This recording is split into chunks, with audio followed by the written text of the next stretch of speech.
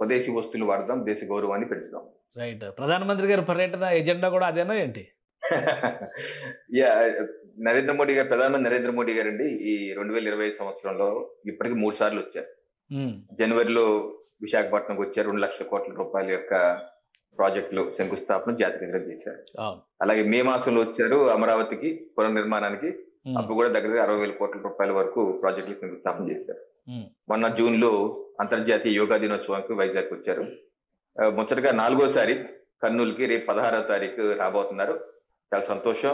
హ్మ్. అలాగే దాని పర్యటనలో భాగంగా శ్రీశైలం మల్లన్న స్వామి వారిని దర్శనం చేసుకోబోతున్నారని చెప్పి మనకు తెలివి వచ్చింది.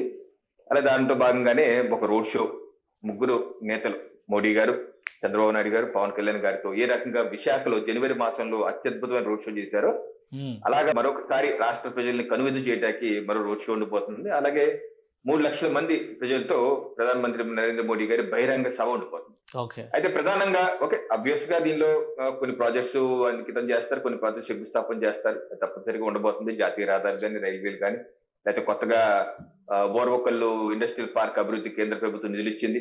అలాగే కొప్పర్తి కూడా ఇచ్చింది. దానికి ఏమన్నా శంకుస్థాపన చేయొచ్చు.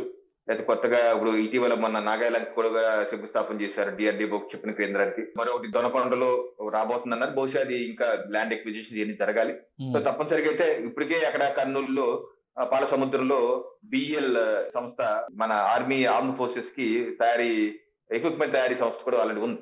ఆ! సో ఇది ఉన్న ప్రధానంగా ఏంటంటే దేశ ప్రజలందరికీ ప్రధానమంత్రి నరేంద్ర మోడీ గారు ఇచ్చినటువంటి కానుక 2,00,000 కోట్ల రూపాయల ఆదాయ అయ్యే విధంగా హ్మ్. నెక్స్ట్ జనరేషన్ GST సంస్కరణలు, GST హేతుబద్ధీకరణ చేశారు. ఏదైతే 4 స్లాబ్లు 2 స్లాబ్లు చేశారు, తగ్గించారు, కొన్ని అయితే 0 చేశారు.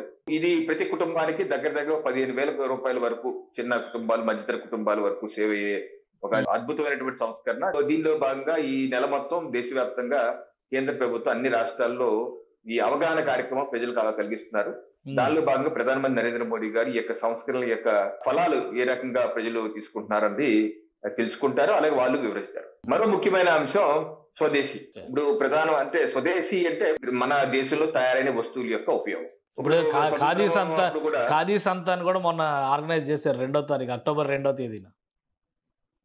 అవునండి.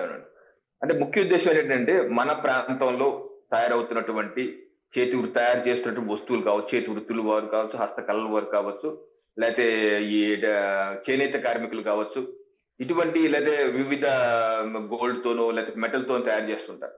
అది మన సంస్కృతికి ప్రతీక. స్వదేశీ మన సంస్కృతికి ప్రతీక. సో మన సంస్కృతిని కాపాడుకునే విధంగా మనం ప్రతి ఒక్కరూ ఒక ప్రజా ఉద్యమంగా ఈ యొక్క కార్యక్రమాన్ని ముందుకు తీసుకెళ్ళాలి.